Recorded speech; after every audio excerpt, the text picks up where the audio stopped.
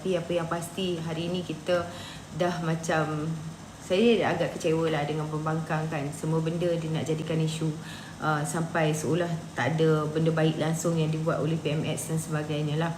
Dan hari ini bila di persidangan Apex, Datuk Seri Anwar Ibrahim di depan Joe Biden mengatakan bahawa keperluan kerajaan hari ini, keperluan negara-negara seluruh dunia sebenarnya memaksa dan menggesa gencatan senjata. Ini adalah bukti bahawa Datuk Seri Anwar Ibrahim seorang yang berani lah. Dia nak macam mana lagi pun saya tak tahulah kan. Sampai dah tahap depan muka Biden sendiri semasa pemukiman pemimpin ekonomi Asia ni, di APEC itu, depan muka Joe Biden sendiri, dia mempersoalkan prinsip keadilan dan hak asasi manusia penting untuk ditegakkan. Kalau dah tahap itu Datuk Seri Anwar Ibrahim berani, takkanlah kan depan-depan dah tahap menggesa, dah tahap sound depan-depan dah kan. Kalau macam tu pun tak cukup lantang lagi, takkanlah nak pergi tunggu ludah atau muka orang tu, betul tak? Takkanlah tak masuk akal, betul tak? Sebab kita ni pemimpin yang Datuk Seri Anwar ini pemimpin yang dihormati. Untuk orang lain menghormati kita, kita mestilah ada pendekatan yang dihormati juga. Kan? Tak semua benda kita kena ekstrim macam puak-puak itu. Puak-puak itu tahu pendekatan yang ekstrim aja, tak habis-habis nak ekstrim dia orang ni. Okey.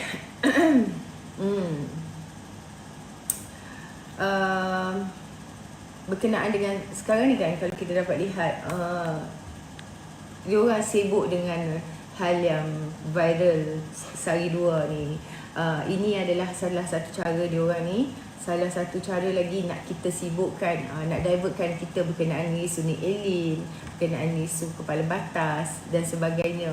Dan saya nampak ini adalah ialah apa yang terjadi hari ini, iaitu pilihan raya kecil yang bakal berlangsung tak lama lagi tu. Sebab apa? Sebab Mahkamah batal kemenangan PAS di Parlimen Kemaman. Sebab apa? Sebab dia amalkan rasuah. Di sebalik teriakan takbir, di setiap kali ceramah menggunakan ayat suci Al-Quran ketika berkempen pilihan raya, rupa-rupanya hanyalah propaganda murahan politik PAS. Berita tentang pembatalan kemenangan calon PN pada PRU 15 oleh Mahkamah Pilihan Raya mengesahkan apa? Mengesahkan sogokan dan amalan rasuah membeli undi. Pada pilihan raya yang lepas, calon PM mendapat 65,000 undi bagi menewaskan calon Barisan Nasional 38,353 undi. Pakatan Harapan 8,340 undi. Pejuang 506 undi sahaja. Jadi amalan rasuah pilihan raya calon PN itu terbukti oleh mahkamah. Dan keputusan itu dicemari dengan amalan rasuah oleh parti yang mendakwa membawa nama Islam. Jadi katalah apa yang kamu kata, oh sendiri yang bagi, sendiri yang rekod. Apa benda ni? Apa benda yang kau mengarut ni? Sekarang ni Mahkamah Pilihan Raya dah menyatakan bahawa amalan rasuah berlaku dan terbatalnya kerusi di Kemaman itu. Kan? Yang main sejenis dalam pihak puak-puak kamu pun ramai. Jadi kita tak suka nak nak sebar-sebar benda yang berbentuk kazaf macam tu. Tak nak lah. Kita not our class, kan? Bukan serendah kamu, tahap very low tu. Sebelum ni PAS dakwa parti dia adalah bersih dan tidak terlibat dalam amalan rasuah. Tapi dengan keputusan apa yang berlaku di Kemaman dan juga Kuala Terengganu, terbuktilah kan ada amalan rasuah berlaku. Jadi dia pun mengeluarkan dalil iaitu rasuah itu syirkah. Pengundi yang masih belum membuat keputusan nanti untuk memilih calon pada PRK DUN Kemaman, PRK Kemaman P040, haruslah membuat pertimbangan sewajarnya. Jangan terpedaya dengan parti penunggang yang meletakkan agama sebagai kepentingan politik. Itulah. Jadi peruntukan pembangkang pun jadikan satu modal juga. Kenapa? Kenapa tak nak berunding jika baik untuk rakyat dan negara? PMS tawarkan peruntukan MP pembangkang cuma perlu berunding. Masa Ismail Sabri, MOU transformasi dan kestabilan politik ditandatangani peruntukan MPPH sama seperti MP kerajaan. Kesan perunding itu baik untuk negara, untuk rakyat. Banyak reform yang dibuat, peruntukan pun dapat, kerajaan pun stabil, boleh fokus buat kerja. PH fokus jadi pembangkang yang baik. Apa yang halang PAS dan PN ni berunding sebenarnya? Apa? Masih nak mainkan isu propaganda tebuk atap sebenarnya? Atau masih anggap orang lain musuh perjuangan? Bila nak habis? Bila nak habis? Jadi diorang ni berunding dengan Tun M dan jadikan Tun M ni Musyidul Ampas mereka lah kot. Kan? Kenapa sombong nak berunding dengan PMX? Masa PAS dan PN, Mahyadin jadi kerajaan, MPPN dapat 3.7 juta. Sekejap ya. Kita senang je. Masalah kepada Mr. H ini adalah kita block keyword ini. Selesai. Tengok dia nak tulis apa pula. Sial betul lah. Tagih perhatian. Penagih perhatian. Itu je mampu. Tagih perhatian je mampu kan. Okey. Itu pun sebab masa Mahyadin dulu. Thank you Ain. Masa Mahyadin dulu, Zahid bising BN dapat 100k je, PN dapat 3.7 juta. Barulah PH tahu ada rupanya peruntukan 100,000 tu. PAS kata dulu PH dapat 300k bakul makanan tanpa MOU. Dulu kan darurat kan, PKP tak sudah-sudah. Dan rakyat Malaysia ni tanggungjawab kamu yang buat PKP. Jadi lepas tu duit tu bukannya duit mak bapak korang kan. Jadi habis pakai duit abah kau ke? Jadi PMX boleh je terus salur kepada rakyat, tak ada masalah pun. Tak perlu pun cara agihan peruntukan itu. Tapi atas budi bicara Perdana Menteri, bukannya undang-undang yang wajibkan salur ikut pembangkang. Ikut MP lah, ikut MP. Yang penting rakyat dapat. Jadi satu lagi lah, saya pelik lah kan, kenapa mereka ni kalau nak buat perhimpunan, mereka tak buat perhimpunan dekat Kelantan. Sedangkan sekarang ni yang Nik Elin cabar adalah Mahkamah Syariah Kelantan, bukan KL. Siap orang suruh orang apply cuti untuk hadir perhimpunan, konon nak selamatkan undang syariah. Korang tak faham ke yang Nik Elin cabar tu bidang kuasa kerajaan negeri sebab bercanggah dengan perlembagaan persekutuan? Adakah kau nak lawan perlembagaan? Kan? Jadi diorang ni kegilaan nak tebuk atap tak putus-putus. Jadi diorang terpaksa lah buat macam tu semata-mata diorang nak menang kemaman sahaja. Tu belum lagi datang PRU tu. Betapa terdesaknya puak dia orang ini. Nak buat macam mana kan?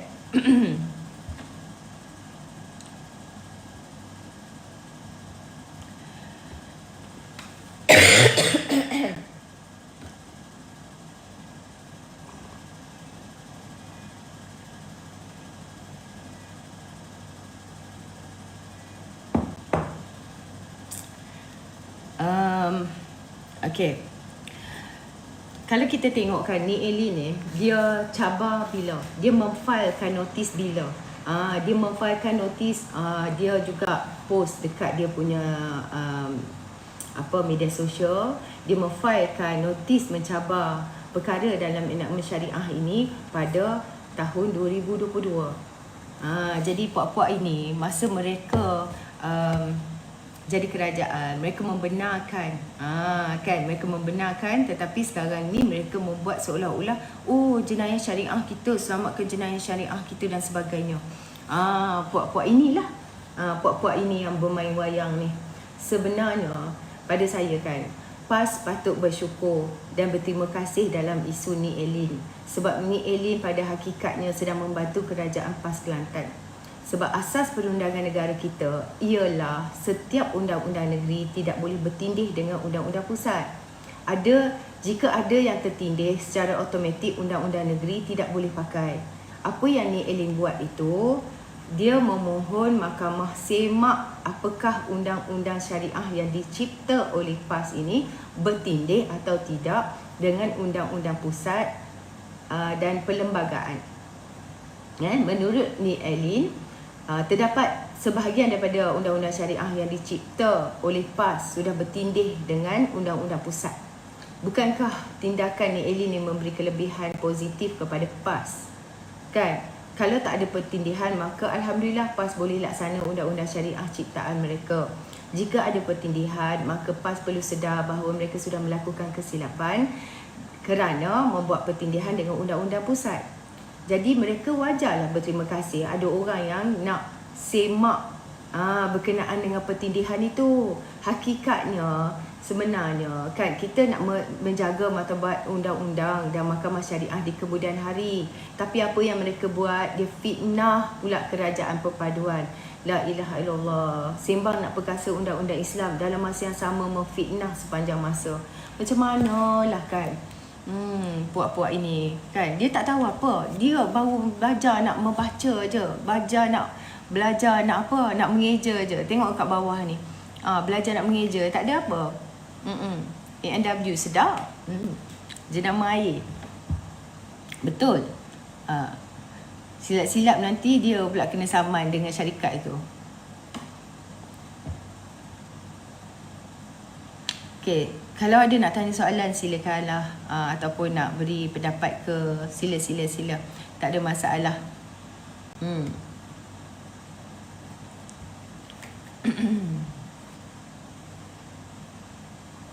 Saya terhibur sebenarnya. Tengok orang tak ada modal ni.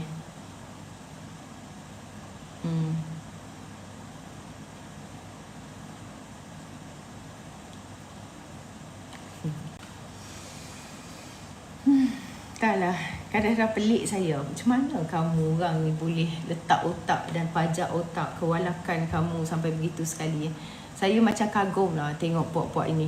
Itu sajalah, kekaguman tu tak boleh nak saya tafsirkan lah. Okey, dan kes kedua masa PAS dan PN jadi kerajaan pusat yang dibenar bicara adalah 30/9/2022. Kes pertama di bawah PN dan PAS ialah Iki Putra. Ada seorang akak tu, dia buat satu video. Dia kata sebenarnya yang memberi laluan kepada perkara ini berlaku adalah kes Iki Putra yang berlaku di Selangor. Dia nak salahkan kerajaan Selangor sekaligus dia nak salahkan kerajaan perpaduan lah. Jadi Taqiyuddin dan Tuan Ibrahim jadi kerajaan, dia tak buat apa. Sekarang ni dia sibuk nak berhimpun. Pada Mac 2021, 200 peguam tanda tangan petisyen gesa perlembagaan dipinda rentetan kes Iki Putra. Kerajaan tebuk atap buat apa? Masa 200 peguam tanda tangan petisyen gesa perlembagaan dipinda berkenaan dengan kes Iki Putra. Kerajaan tebuk atap buat apa? Tidur. Tiba-tiba hari ni di parlimen, kalau kamu tak buat sesuatu tentang ini, kami akan berbuat sesuatu. Kamu buat apa masa kamu jadi kerajaan itu? Kes pada Mac 2021, 200 peguam tanda tangan petisyen gesa untuk perlembagaan dipinda rentetan kes Iki Putra itu, kamu tidur. Sebahagian undang-undang jenayah syariah dicabar atas alasan negeri lampaui bidang kuasa menggubal undang-undang. Ada beberapa peruntukan berkaitan jenayah enakmen negeri itu di bawah senarai kuasa kerajaan pusat. Isu ni hanya boleh diselesai dengan pindah perlembagaan selepas kajian mendalam PN dan PAS tak buat juga. Jadi tak timbul kerajaan madani dipersalahkan dan difitnah dalam media sosial, kerana hal ini dah timbul sejak 2021 pada kes Iki Putra tu sendiri. Taqiyuddin masih Menteri Undang-Undang. Ni Elin cabar undang-undang jenayah syariah di bidang kuasa negeri Kelantan maka Kerajaan Kelantan tak boleh lepas tangan lah, kan? Pegawai negara telah beri nasihat. Sama ada kerajaan Madani dan kerajaan sebelumnya, kerana bidang kuasa berkaitan dengan agama di bawah kuasa Raja-Raja Melayu dan negeri, bukan pusat. Walau bagaimanapun, 19/1/2023, 3 Majlis Agama Selangor, wilayah dan Kedah telah dibenarkan mahkamah menjadi sahabat mahkamah. Amicus curiae, apa tah cara sebut dia tu. Jadi inilah kepura-puraan PAS ini. Jadi benarkah enakmen jenayah kita ni sedang digugat? Sebenarnya ni Eli ni bukan orang pertama saman atau cabar keabsahan enakmen jenayah syariah ni. Ya, kerana bercanggah dengan Perlembagaan Persekutuan. Sebelum ni dah ada kes yang sama. Seperti yang saya katakan sebelum ini, kisahnya tahun 93. Lebih kurang 2 adun dari parti S46 yang telah melompat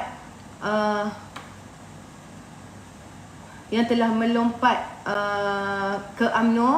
Lalu Kerajaan Kelantan menggubal satu enakmen anti lompat parti yang dikuatkuasakan, sehingga 2 PRK terpaksa diadakan. Kesan daripada enakmen lompat parti tu. Akhirnya kes ini sampai di mahkamah dan mahkamah mengisytiharkan enakmen itu tidak sah dan terbatal. Kesannya 2 adun yang baru dipilih melalui PRK itu telah dibatalkan kemenangan dia dan jawatan tersebut dikembalikan kepada penyandang asal dia. Saya dah ulang beberapa kali berkenaan dengan hal ini. Jadi adun tersebut buat rekod polis atas kandungan khutbah yang disampaikan pada satu khutbah Jumaat di Masjid Muhammadi. Khatib yang berkhutbah itu menggelarkan 2 adun tu sebagai adun mahkamah. Jadi 2 adun tu merasakan bahawa khutbah tu menghina dia lah. Kerajaan Kelantan pula bertindak balas dengan mendakwa adun berkenaan di bawah enakmen MAI. Enakmen MAI kerana menghina pegawai pula, pegawai agama. Okeylah, sebesikit. Jadi disebabkan masa tu ada orang yang bijak mengatasi masalah itu, jadi perundingan dua-dua pihak setuju untuk buat satu penyelesaian. Pendakwa syari'i melepas dan membebaskan adun tersebut dari tuduhan menghina pegawai agama. Adun tu pula menarik semula permohonannya di Mahkamah Persekutuan untuk cabar keabsahan peruntukan menghina pegawai agama dalam enakmen jenayah syariah Kelantan. Jadi itulah. Kalau ada nak naik silakan. Terpaling yang ni, yelah dah tu takkan terpaling apa pula. Kan. Jangan nak buat provokasi di sini lah. Dah tak laku dah. Kan. Berapa dapat duit buat live? Tengoklah berapa dermawan yang nak bagi gift tadi. Okay, silakan kawan-kawan yang nak tanya soalan ke apa ke. Silakan naik ke atas.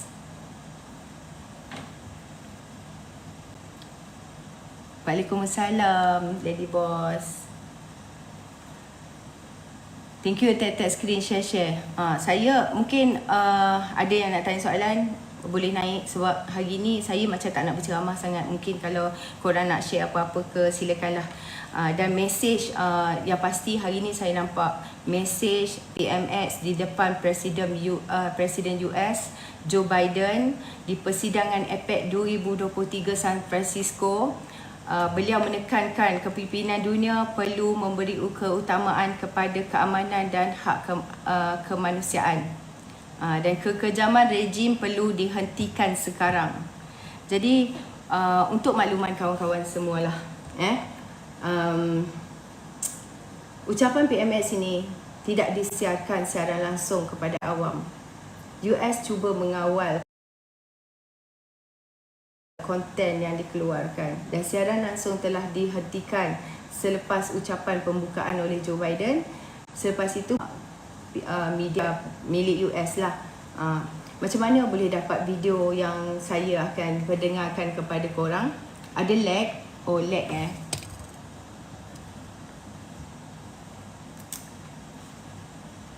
Lag lagi ke? Clear je? Okay. Jadi macam mana boleh dapat video-video yang orang share kan, dekat, khususnya dekat sosial media ni. Ucapan itu disiarkan kepada wakil pimpinan negara yang menunggu di luar, di launch. Jadi juru kamera PMX yang berada di launch merakam ucapan PMX menggunakan telefon. Sebab tu kualiti audio tu tak berapa nak jelas kan. Delegasi Malaysia sebenarnya telah meminta footage rasmi ucapan PMX tu dari pihak US, tapi pihak US tak nak bagi.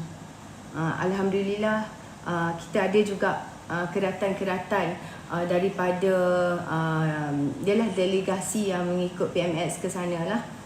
Kita perlu bersama PMX dalam isu ni, tak kiralah apa kiblat politik masing-masing. Ini bukan masa untuk politikkan tragedi di Palestin itu, bukan masa nak menunggang isu kekejaman rejim untuk manfaat politik masing-masing. Semua kita nakkan keamanan, semua sayang dan simpati kepada Palestin, semuanya ikhlas berjuang dengan cara tersendiri berkenaan dengan isu Palestin ni. Dan aku harap Mufti dan agamawan seluruh Malaysia dapat ulas dan sokong mesej tegas PMX kepada US ini, dan kita kena beritahu seluruh dunia, seluruh rakyat Malaysia bersama sepakat dalam isu ini. Stop the hypocrisy now. Jangan ambil mudah berkenaan dengan apa yang terjadi ini. Dan aku nampak kadang-kadang mereka ni suruh sangat boykot MACD ni. Kadang-kadang aku terfikir, adakah korang ni nak cuba sabotaj ekonomi Malaysia kan? Sebab bila FMB ni terjejas, dan masa yang sama cukai terhadap kepada kerajaan nanti pun terjejas juga. Yang terjejas adalah peniaga-peniaga Melayu, peniaga-peniaga pekerja-pekerja Melayu kan. Berkenaan dengan perkara ni, aku pelik betul lah. So itulah, jangan segan-segan, jangan malu-malu. Setan dah lari dah. Tadi ada setan datang tau, setan tu nak naik. Lepas tu saya malas dah nak layan setan tu, sebab yalah, dah lapor kat polis kan, dah 2 kali lapor kat polis. Jadi saya malas lah, tak ada untungnya kan. If you think I care how I look di mata pandangan orang, saya tak peduli pun kan. Kau nak kata aku apa pun, uduh ke apa ke, biarlah muka aku, sekati aku lah. Macam tu.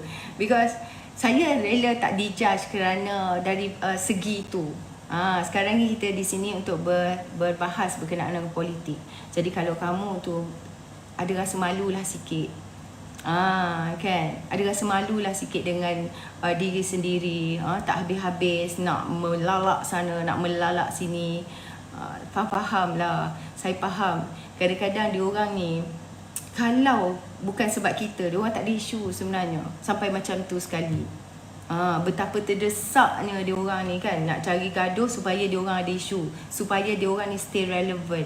Sebab diorang tak reti nak cakap berkenaan dengan hari ni nak cakap apa nak buka room, nak cakap apa, nak bincang apa dekat room kita kan. Itulah puak-puak ini. Jadi itulah jenis yang walaun koyak. Allah tidak pernah mengatakan dalam surah Yusuf, siapakah abang-abang Yusuf. Allah hanya meletakkan kalimah yang bermaksud saudara mara. Walhal mereka telah melakukan satu kesalahan yang besar dengan membuat konspirasi membuang Yusuf. Di sini Allah mahu mengajar kita bahawa pentingnya kita menjaga aib. Allah Tuhan sekian alam masih menjaga aib para hamba-Nya, apatah lagi kita makhluk yang penuh dosa ni kan. Berhentilah daripada mengorek, menyebarkan aib orang lain. Kita bukan semuanya suci. Jadi semoga sentiasa Allah memelihara kita dari mencela satu sama lain lah. Jadi sebab itulah saya tak pernah, walaupun macam mana pun saya akan selesaikan dengan cara lain. Buat apa kita nak berbalas-balas. Jadi jelas dan nyata. Jelas dan nyata larangan dan ancaman membuka keaiban saudara Muslim. Sebab kalau mereka yang tak nak dengar, itu terpulang kepada kamu lah. Itu cara masing-masing, kan? Tak setuju, kau punya pasal.